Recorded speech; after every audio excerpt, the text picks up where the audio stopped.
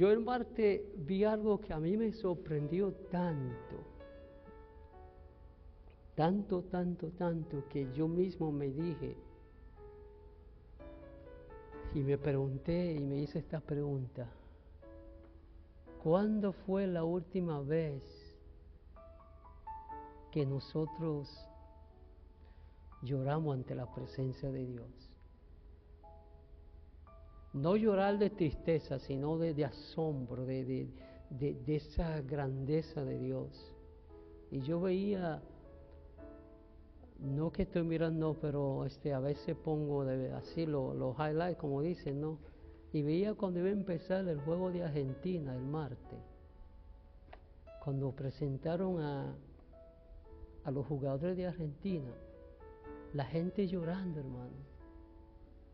La gente llorando. Y yo digo, wow, eso a mí me tocó tanto, que yo dije, wow,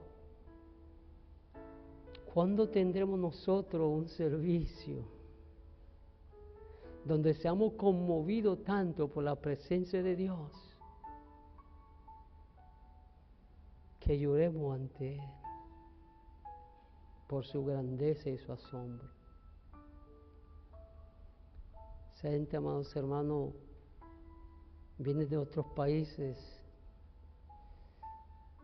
fanático, aguerrido, no le importa lo que tengan que hacer, lo que tengan que pagar, lo que tengan que todo para estar en esos partidos.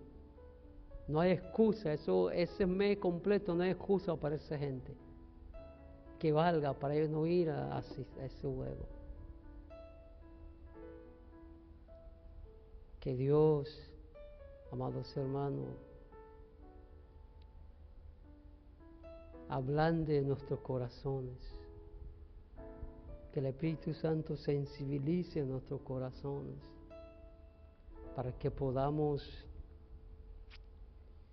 darle valor a lo más importante, que es nuestra relación con Dios.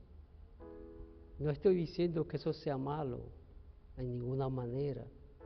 Lo que estoy diciendo es que a veces yo comparo, igualmente cuando veo el Super Bowl aquí, si nosotros como hijos de Dios, como discípulos de Cristo, tuviéramos la misma pasión para Cristo que esa gente pone en esos estadios. Me dice aquí en Estados Unidos, cuando el Super Bowl, que es el mes más frío de la temporada invernal, que es febrero, el mes más frío.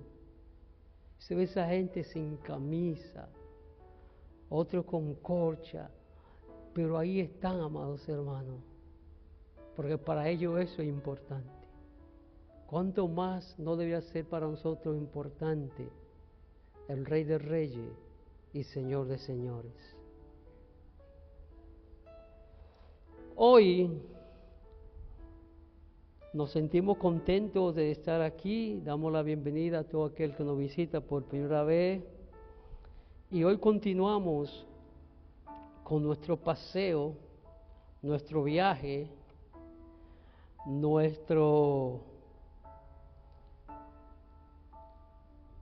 intenso viaje a través de la carta del apóstol Pablo a los Gálatas.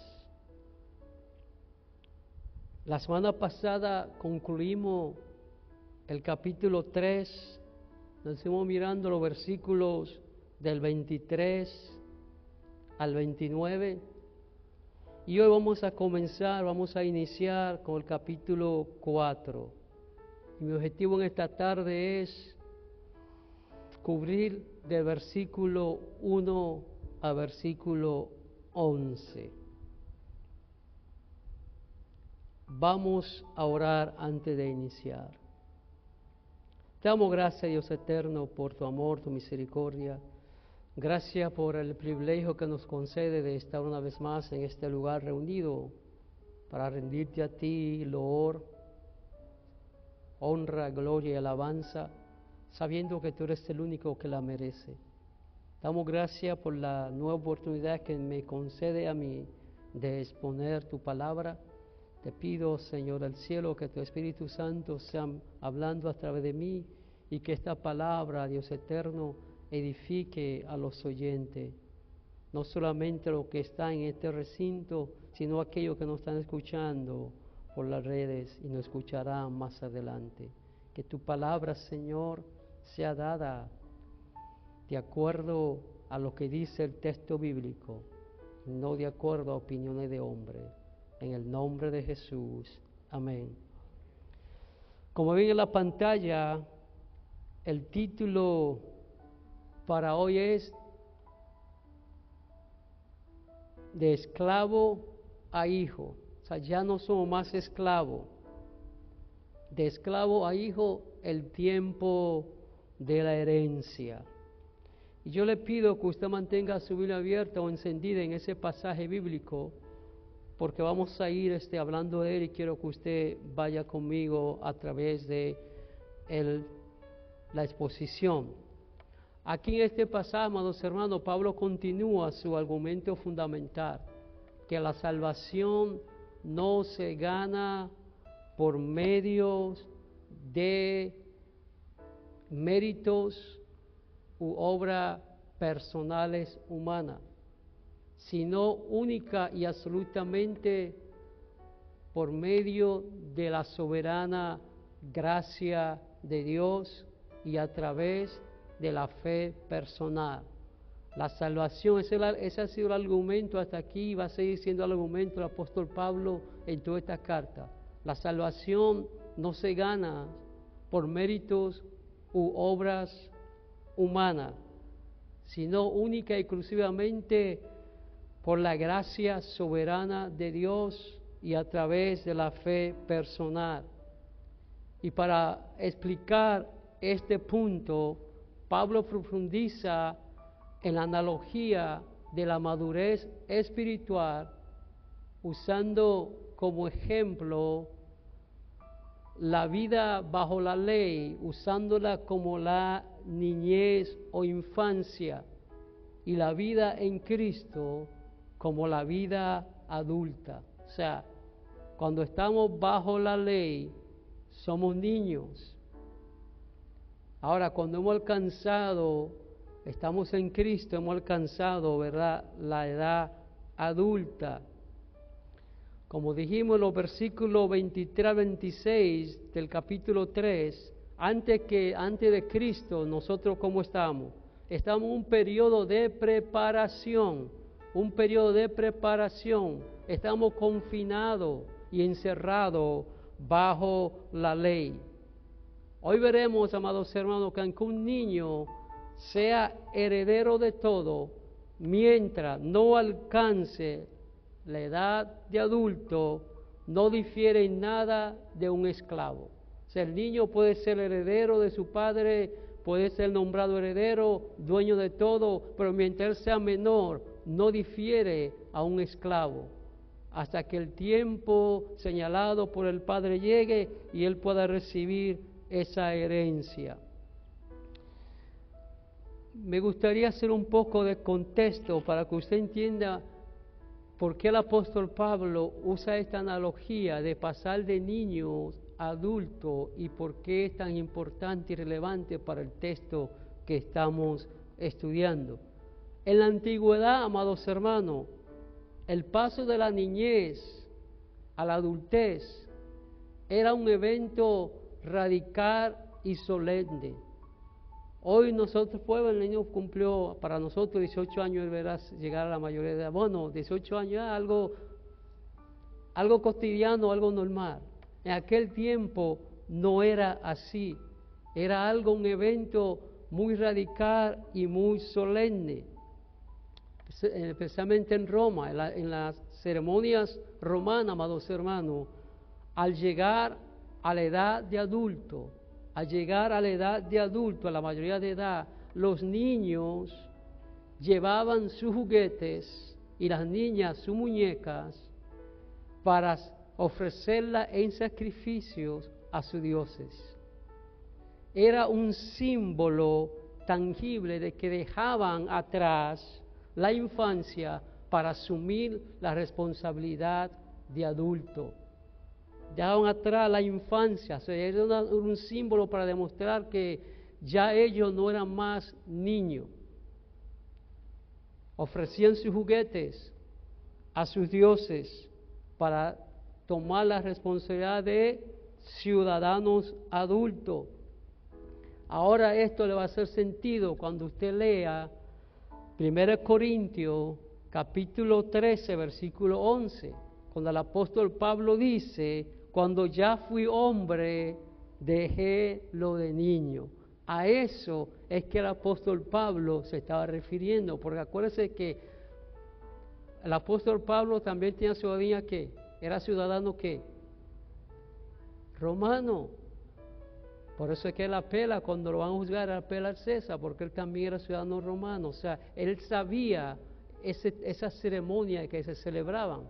Por eso él dice, cuando ya fui hombre, cuando ya alcancé la edad de adulto señalada para mí, ya dejé atrás todo lo de niño.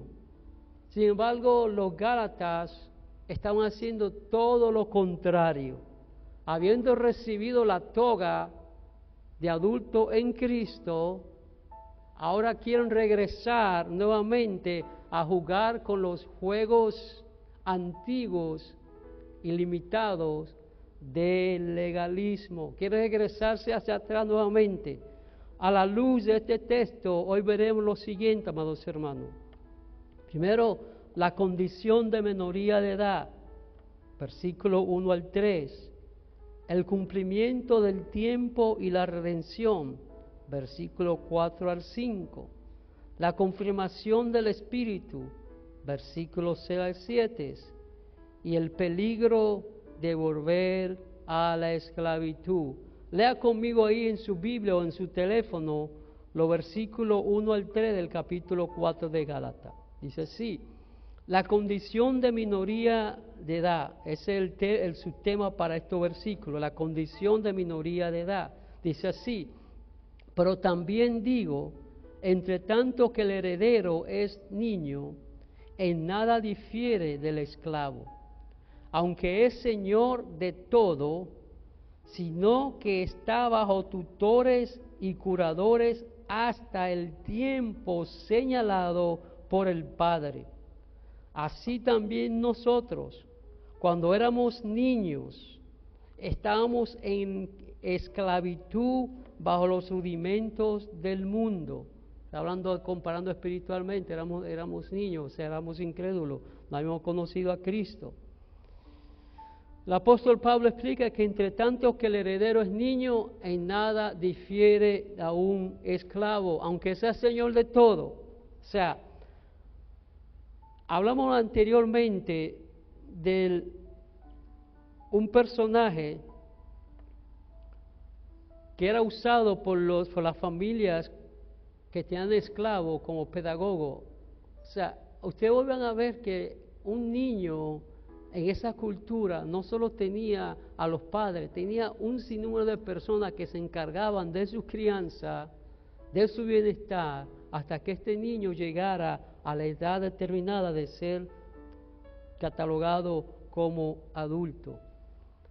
En el mundo antiguo los niños estaban bajo ¿qué? Bajo el control absoluto de esclavos de confianza, llamados tutores, es diferente al pedagogo. Acuérdense que el pedagogo era un esclavo que su responsabilidad era llevar a los niños a la escuela. Estos ya eran tutores y curadores. O sea, la palabra tutores quiere decir guardianes, aquí en el contexto guardianes, y curadores, mayordomos. Y estas personas tenían la responsabilidad de dirigir la educación y el bienestar de los niños hasta el tiempo que el padre señalaba que ya era considerado adulto.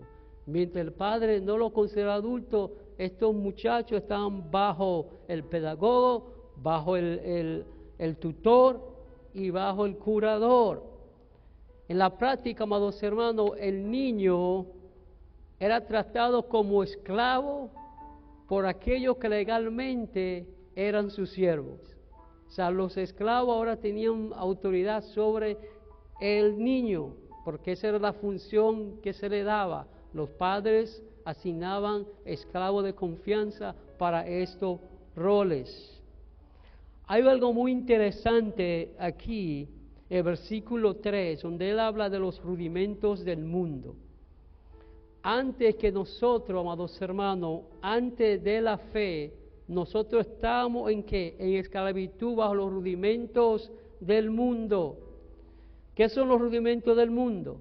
Son los elementos básicos y principales de cualquier sistema humano. Ahora bien, Pablo, cuando habla de los rudimentos del mundo, está hablando de las filosofías y tradiciones humanas. Las filosofías, las fábulas, las tradiciones humanas y los esfuerzos humanos.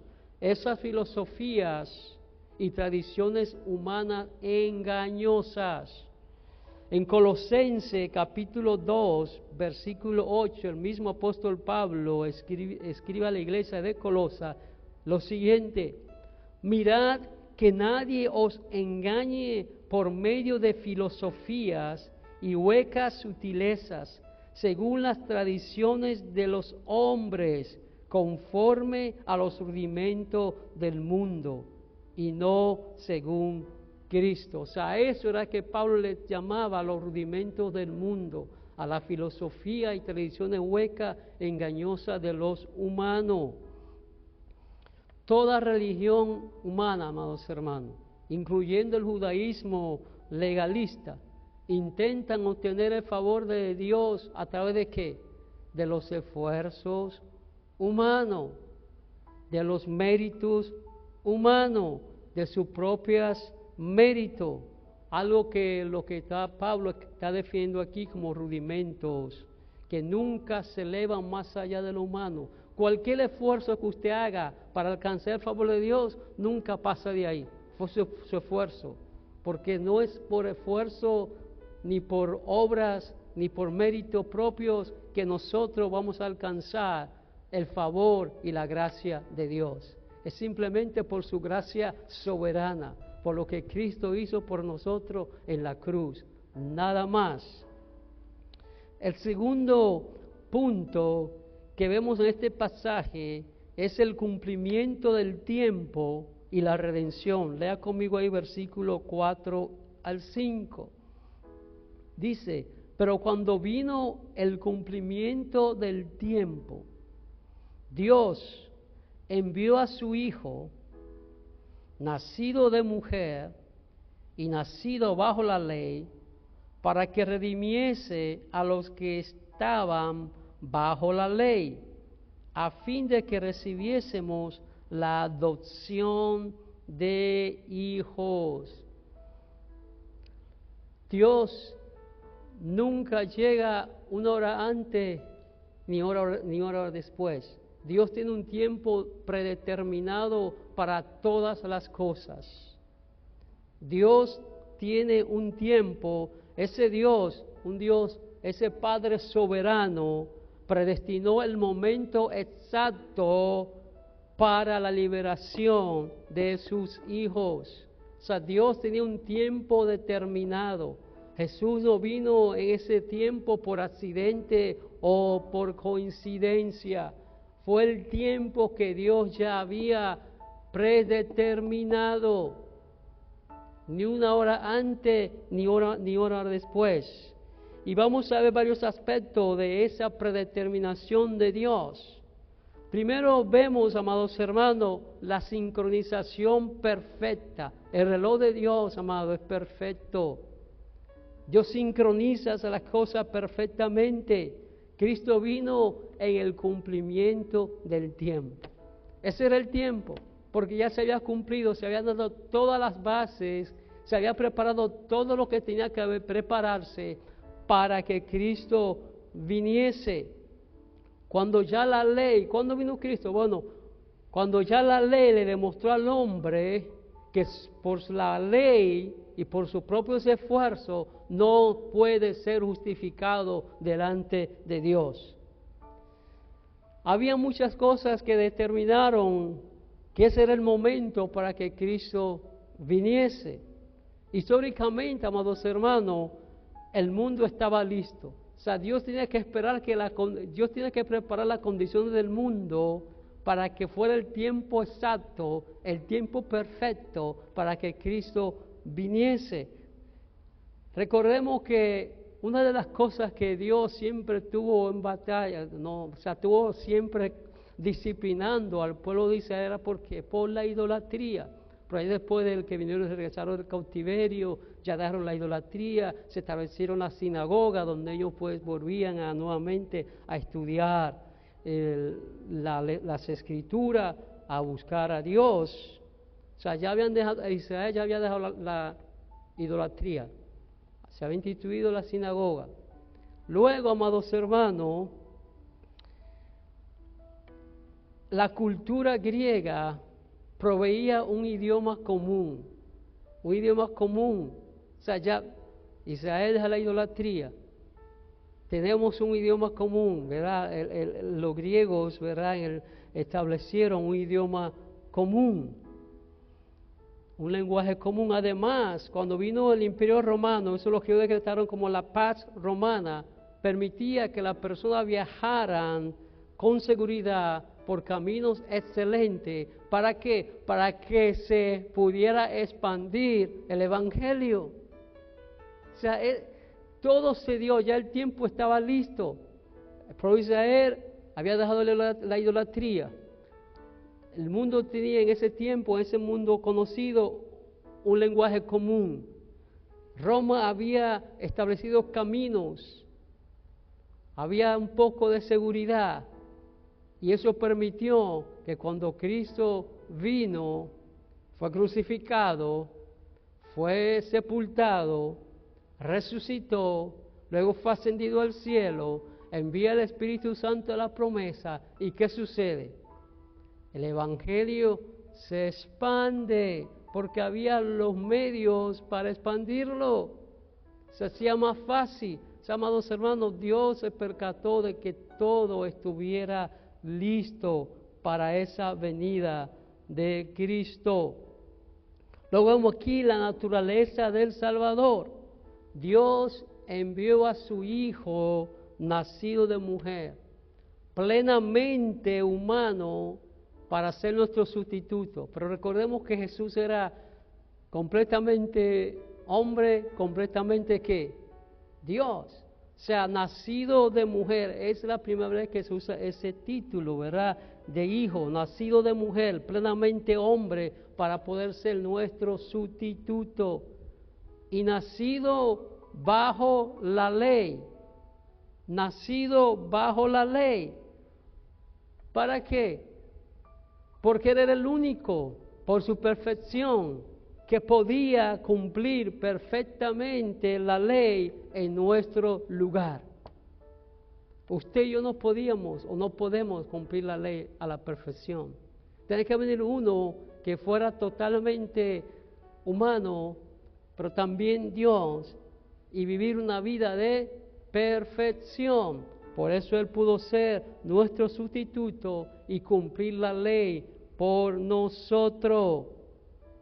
Como dice Romanos capítulo 8, versículos 3 y 4, dice: lo que era imposible para la ley, por cuanto era débil por la carne, Dios, enviando a su Hijo en semejanza de carne de pecado, y a causa del pecado, condenó al pecado en la carne, para que la justicia de la ley se cumpliese en nosotros.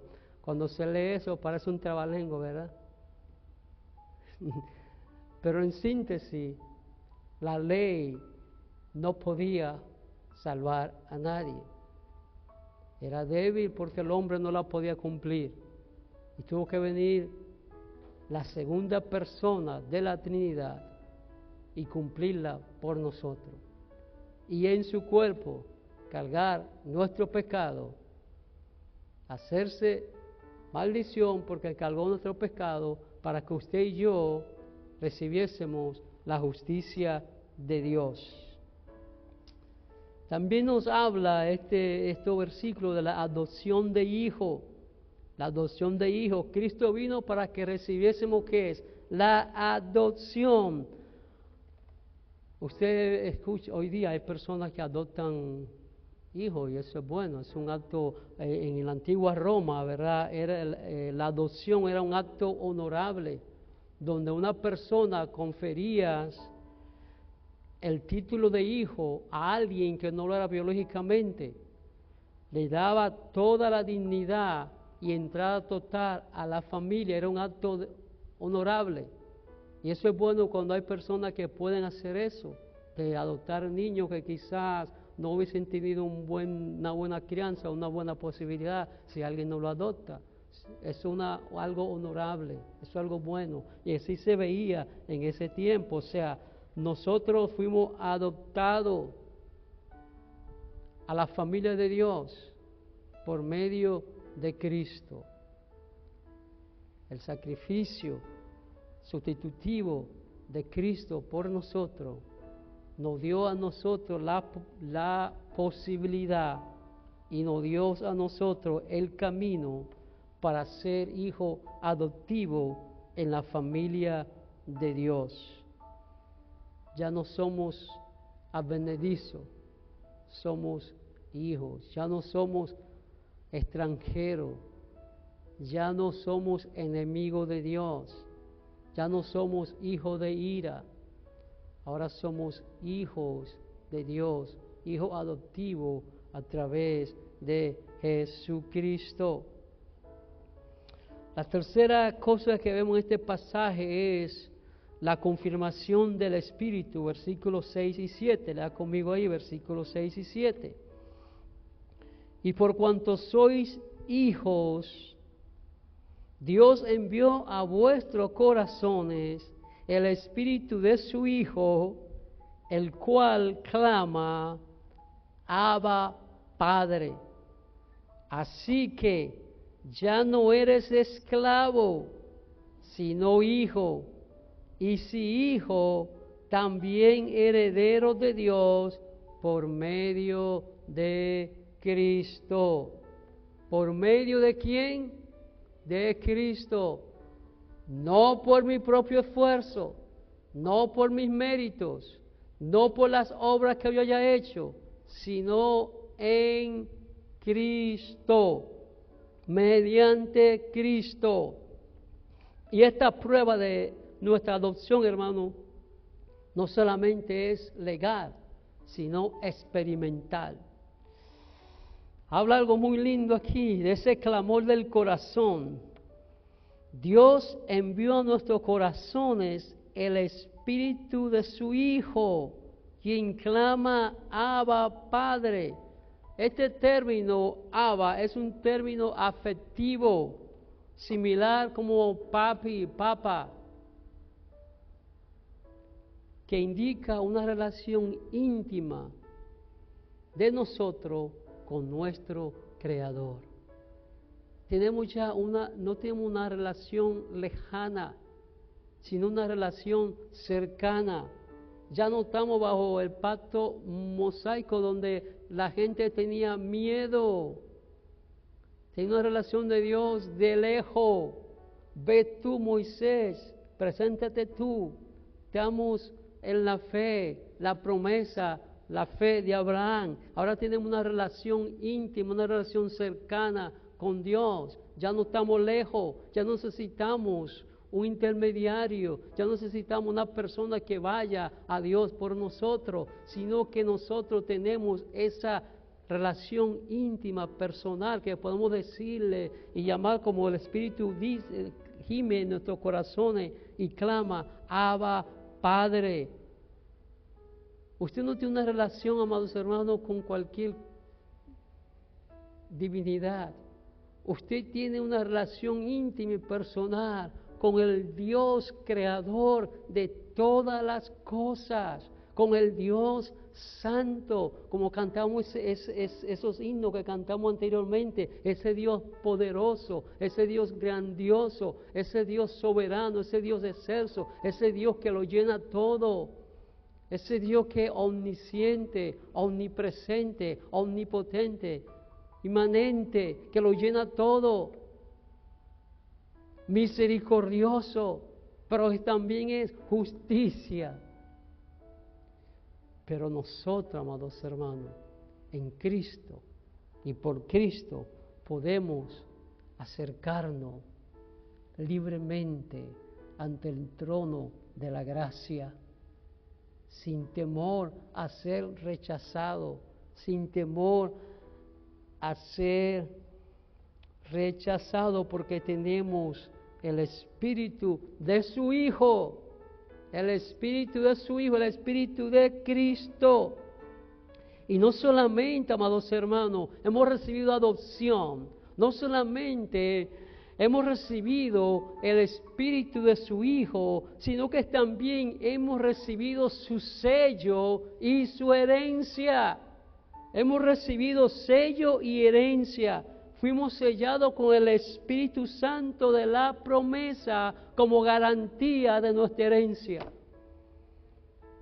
Por eso, amados hermanos, es que nosotros insistimos en enseñar que aquellos que verdaderamente han sido escogidos por Dios nunca perderán ese título de ser salvo. Porque usted fue sellado.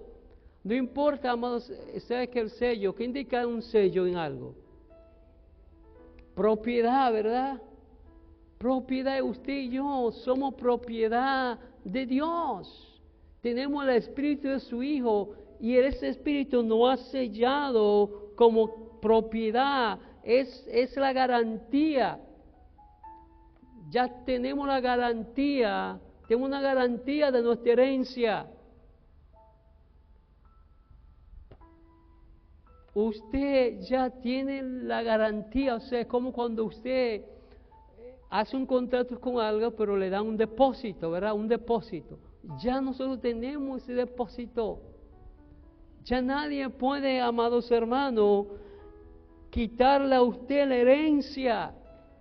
Por eso es que el apóstol Pablo habla en Romanos 8, capítulo 28 adelante, ¿verdad? ¿Quién nos separará del amor de Dios? Ni lo alto, ni lo bajo, ni lo ancho, ni lo profundo, ni lo presente, ni lo futuro, ni lo pasado, ni lo porvenir, ni principado, ni potestades, ni enfermedad, ni tristeza, ni tribulación, ni prueba. Nada nos podrá separar del amor de Dios que es en Cristo Jesús, Señor nuestro. Es porque tenemos esa garantía del Espíritu Santo. Solo los hermanos lo quieren con gozo.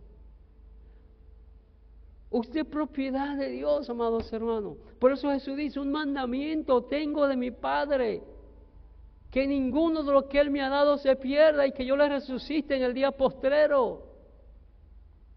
Y aquel que viene a mí dice que Él y el Padre los cuidan. ¿Qué relación más grande tenemos nosotros con Dios? Hemos recibido el sello, el Espíritu Santo de la promesa, como garantía de nuestra herencia.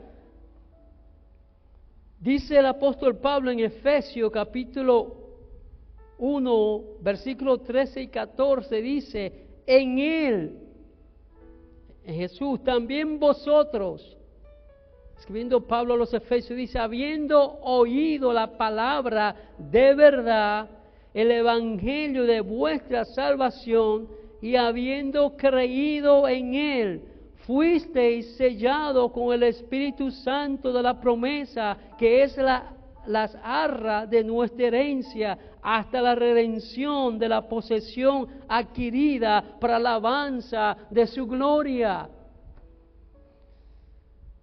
¿Usted escuchó eso? Todo lo que Dios hace, amados hermanos, no es para nosotros, es para la alabanza de su propia gloria. Es para Él traerse gloria a sí mismo.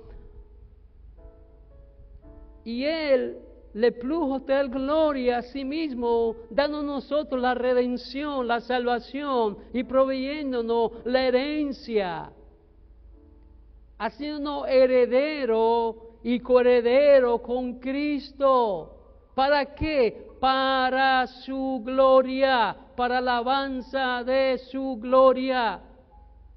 No para nosotros, sino para la alabanza de su gloria. Dios nos ha bendecido con toda bendición espiritual y nos predestinó para ser su hijo. Amado, usted no fue escogido para salvación el día que usted confesó a Cristo como Salvador. Ya usted había sido escogido, predestinado, escogido. No fue un accidente. Ya usted había sido elegido, escogido para ser sus hijos. Como nos dice también el apóstol Pablo en la carta a los Efesios, capítulo 1, versículo 3 al 5 y 7 al 8, nos dice, ¿verdad? Con toda bendición espiritual, en los lugares celestiales en Cristo, que les escogió en Él antes de la fundación del mundo, para que fuésemos santos y sin mancha delante de Él, que les había predestinado para ser adoptados hijos suyos por medio de Jesucristo, y que en Él tienen redención por su sangre, el perdón de pecados, según las riquezas de su gracia, que hizo sobreabundar en ello. ¡Wow! Redención por su sangre, perdón de pecados, según la riqueza de su gracia. Es por gracia, amados hermanos. Qué bueno que es por gracia. Porque si fuese por obra, nadie puede llegar a alcanzar el favor de Dios. Esa gracia que hizo no dice que abundar, sino sobreabundar, amados. Es algo que va más allá de estar lleno, sobreabundar. Eso es lo que usted y yo poseemos. Y eso, el conocer y entender eso, amados hermanos, nos debe llevar a nosotros a una relación más comprometida con nuestro Salvador. Eso nos debe llevar a nosotros a ser personas que podamos ser esos embajadores que Cristo está llamando. Cuando entendemos esto, amados hermanos, no queda otra cosa más que rendirnos en totalidad a Él. Porque no hay nada que usted y yo podamos hacer, amados hermanos, para alcanzar esa sobreabundancia de gracia de Dios. Sobreabundancia. Si logramos entender un poquito nada más de esto, amados hermanos, la manera que nosotros miráramos a Dios, la manera que nosotros tratáramos nuestra relación con Cristo fuera muy diferente. Saber que usted y yo éramos hijos de ira, enemigos de Dios, muertos en nuestros pecados y delitos, sin fe y sin esperanza, perdido en este mundo. Pero esa gracia de Dios sobreabundó en nosotros por medio de Cristo. Y eso, amados hermanos, nos debe llevar a nosotros a estar en una rendición total, como aquella alabanza que dice: yo me rindo a Él en totalidad, sin reserva, sin medida, sin condición, sin interés, totalmente. Porque ¿qué es del hombre, amados hermanos, sino vivir en el señorío de Cristo?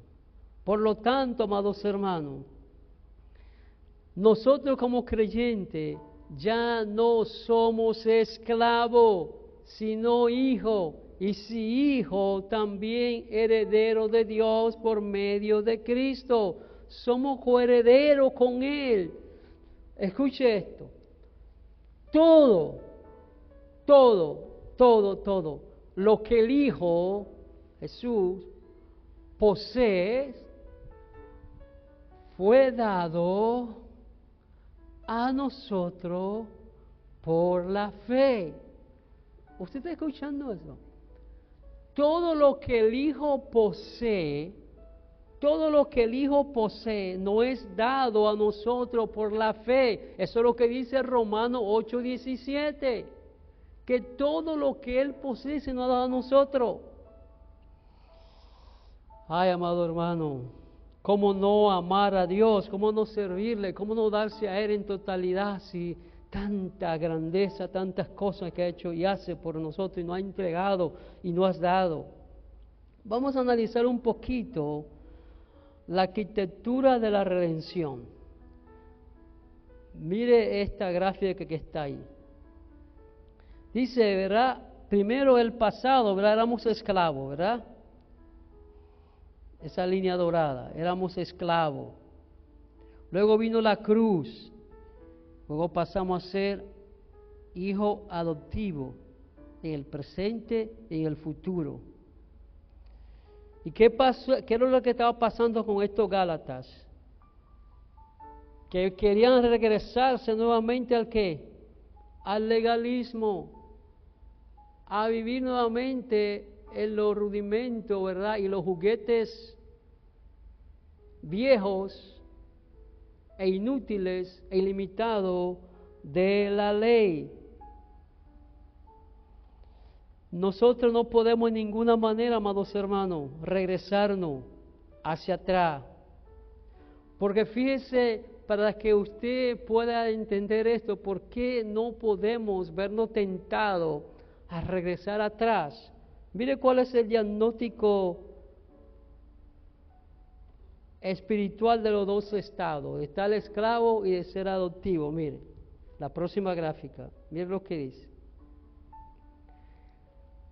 El niño, ¿verdad?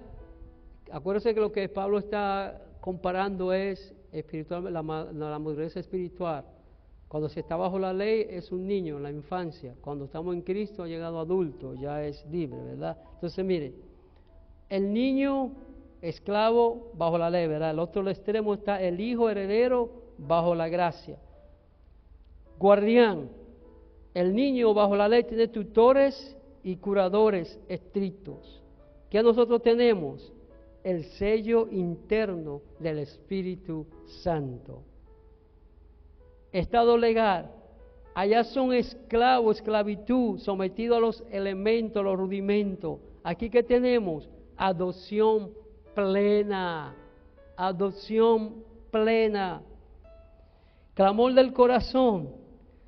En la ley, bajo la ley, es que temor y esfuerzo propio. Temor, porque sabemos que la ley no puede ser cumplida por ningún hombre. Y bajo la ley hay temor y esfuerzo, los esfuerzos que la gente hace para tratar de ganarse el favor divino. ¿Y nosotros qué tenemos? Intimidad afectiva. Abba, Padre.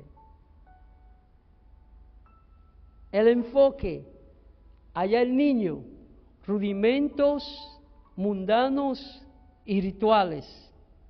Y nosotros que aquí, de este lado, la libertad y posesión de la herencia. Entonces, ¿en cuál estado es mejor vivir? ¿En el de niño, esclavo o el de libre hijo? Libre hijo. Entonces, amados hermanos, no podemos en ninguna manera permitir que ninguna persona quiera regresar a nosotros a los rudimentos del legalismo, a los rudimentos del pasado, ni a filosofías huecas, engañosas.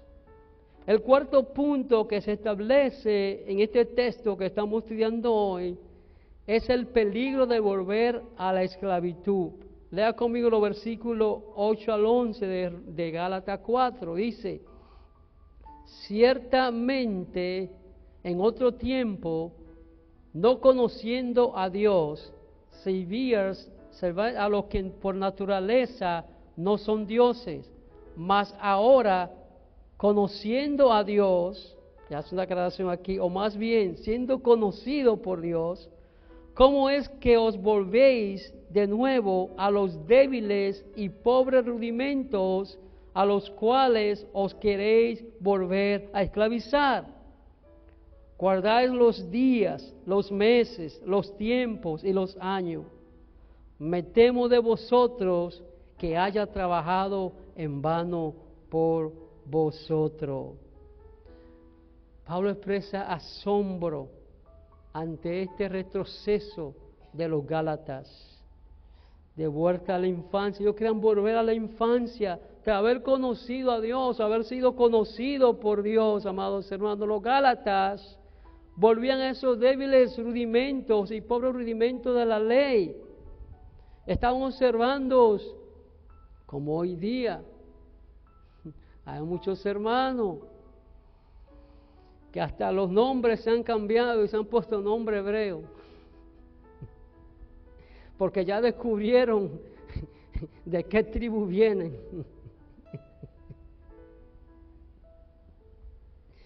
Y están ahí bajo guardando las fiestas, los días, los meses, los años.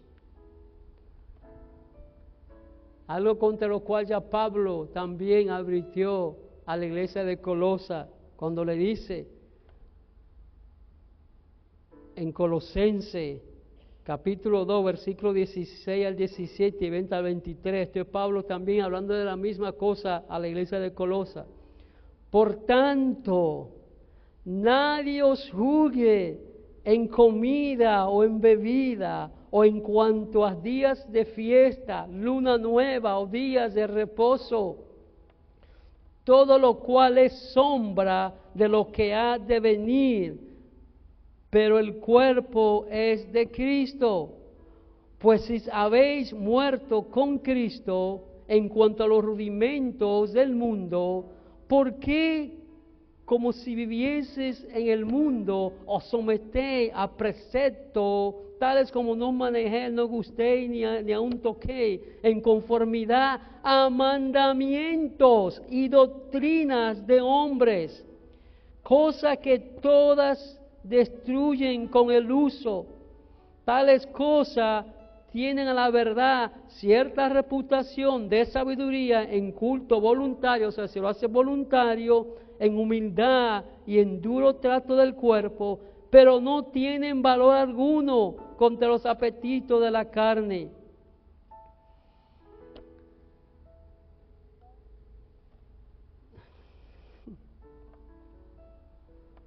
Personas que solo hablan hebreo ahora.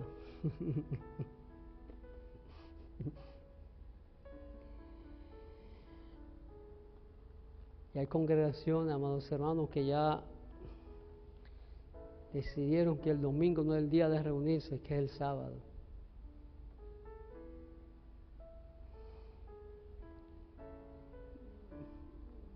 Ya no se dice Jesús, Yeshua.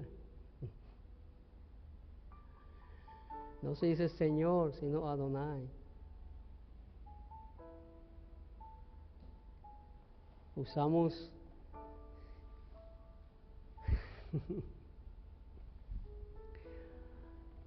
todos los mismos, la filatería y todos los utensilios judíos. Yo sé, hermano. Celebramos la Pascua y toda esa fiesta. Nada más falta que en los altares se sacan los sacrificios de los animales y del becerro. Pues ya hemos vuelto al judaísmo. Pero nosotros, amados hermanos, hemos sido hechos libres de la esclavitud, de la ley y del pecado. Y gloria a Dios por Jesucristo. Que ya no estamos sujetos a nada de eso. Aquí Pablo expresa su temor. Pablo lamenta, mire lo que dice Pablo: me temo de vosotros que haya trabajado en vano con vosotros. Le dolía, amados hermanos, a Pablo le dolía pensar que su sufrimiento, su sacrificio fueron inútiles si ellos decidían retroceder a la esclavitud de la cual Cristo lo había libertado. Amados hermanos, cuán triste, y yo me identifico con esto, amados hermanos, cuán triste es aquí estamos hablando de Pablo, ¿verdad? Porque ninguno de nosotros puede compararse al apóstol Pablo. Sería una osadía de parte nuestra y una falta de respeto, pero toda persona, ¿verdad?, que ama al Señor, y toda persona que ama su palabra, y toda persona que ama a los hermanos y ver el crecimiento de los hermanos, siente lo mismo que Pablo aquí está expresando. Siente lo mismo. Siente lo mismo y dice, amado, cuán triste es para un siervo fiel del Señor llegar a creer que había sido en vano el servicio abnegados, los riesgos y sacrificios que había tenido que experimentar para beneficio de los habitantes de Galacia. O sea, Pablo, amados hermanos, cuánto sufrimiento, cuántas cosas enfrentó, todos esos viajes. Pablo está diciendo, mire, entonces, todos los viajes que hice, mis enfermedades, mi soledad, mis luchas, y hasta ese aprediamiento casi que me dejan por muerto en Listra. Entonces me quieren decir ustedes que todo eso fue en vano. Usted no lo ve porque siempre estamos leyendo, pero hay un sentimiento tan fuerte ahí, amados hermanos. O sea, el sentimiento de tristeza y dolor de Pablo a expresar estas palabras es algo conmovedor. Porque él está, mira, todas mis luchas, mis enfermedades, mi soledad, todo lo que experimenté, los naufragios, estos 3 viajes, 4 viajes misioneros, mis luchas, traicionado, abandonado, dejado por muerto, azotado, como él habla en 2 de Corintios. Entonces, todo eso, ¿de qué valió? Si ustedes ahora me están diciendo que se van a regresar atrás, entonces, ¿de qué valió mi esfuerzo? ¿De qué valió lo que hice? Si están volviéndose a la antigua esclavitud. Por eso, amados hermanos, no es sorprendente que Pablo escriba de una manera tan vehemente en esta carta. No nos debe sorprender porque, amados hermanos, estamos hablando de un hombre que sufrió tanto por la causa de Cristo, como él dice, llevo en mi cuerpo la marca de Cristo, y que ahora esta gente se estén regresando. Tan solo de pensar, amado hermano, que ese esfuerzo fue en vano, le causaba dolor y tristeza a Pablo. Vamos a dejar algunas aplicaciones para nosotros, algunas aplicaciones prácticas de lo que hemos hablado esta tarde. Primero, amados hermanos, debemos vivir como adultos espirituales. Vive como un adulto espiritual. Toda gran bendición, amados hermanos, trae consigo responsabilidades. Cuando usted le entrega algo de valor a su hijo, le exige que responsabilidad, cuido, hay que cuidarlo, hay que manejarlo con cuidado, hay que apreciarlo, hay deberes. Todos nos gusta la gran cátedra doctrinal que es Romanos, pero a veces no leemos el capítulo 15. Los deberes de nosotros como cristianos. O sea, amados hermanos, al que más se le da, más se le demanda. Miren lo que dice Lucas 12:48.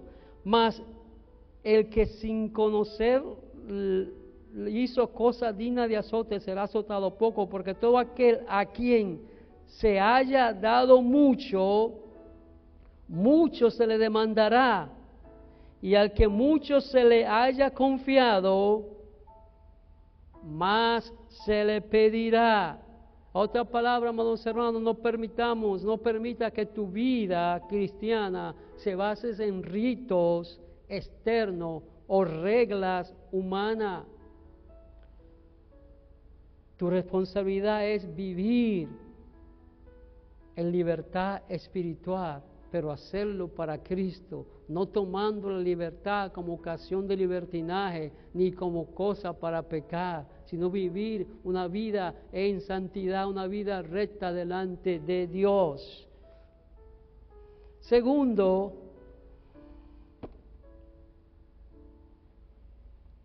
hermano, ora por mí. Sí, está bien, eso es bueno, porque debemos orar los unos por los otros. Pero tú también tienes que orar.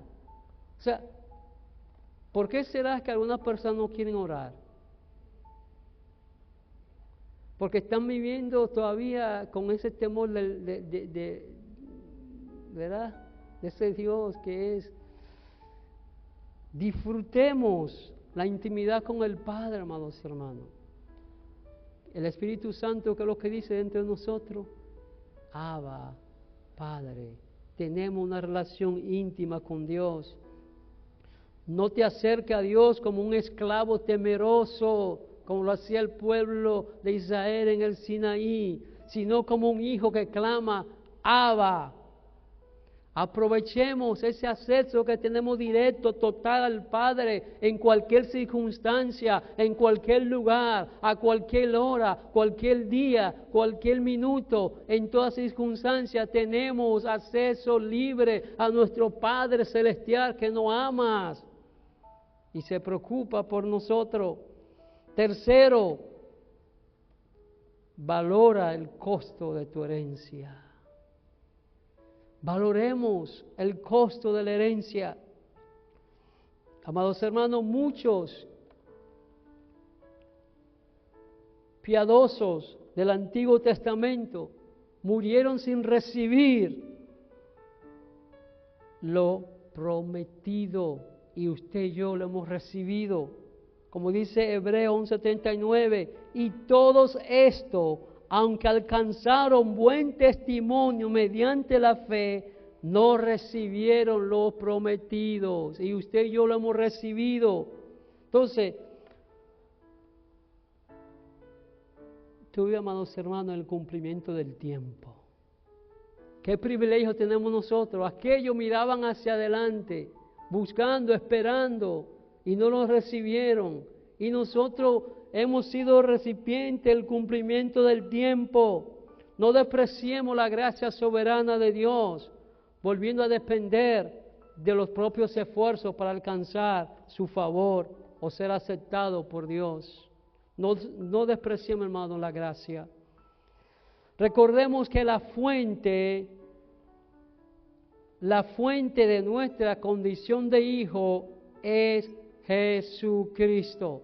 No su fuerza. La fuente de que nosotros somos hijos de Dios es Jesucristo, ese verbo que era y que es Dios, como nos dice Juan 1:1, versículo 14, versículo 18, donde dice: en el principio era el verbo, y el verbo era con Dios, y el verbo era Dios. Aquel verbo fue hecho carne y habitó entre nosotros como el unigénito Hijo que está en el seno del Padre. Cuando Jesús nació fue llamado Hijo del Altísimo. Y es a través de su encarnación y sacrificio que somos adoptados.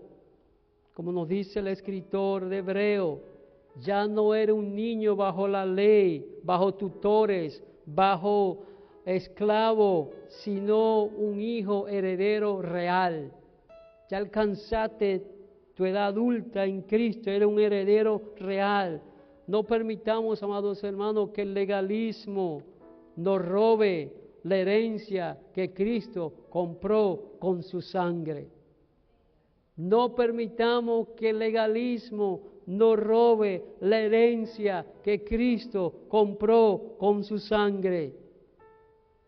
Cuando venga alguien a tratarlo de llevarlo otra vez a los rudimentos, dígale, amados hermanos, gracias a Dios por Jesucristo, porque yo soy libre. Soy hijo adoptado. Tengo el sello del Espíritu Santo y soy propietario de la herencia. Y terminamos como siempre decimos, como decimos. Amados hermanos, que estas tres cosas, estas tres aplicaciones, sea el deseo de nuestro corazón profundamente.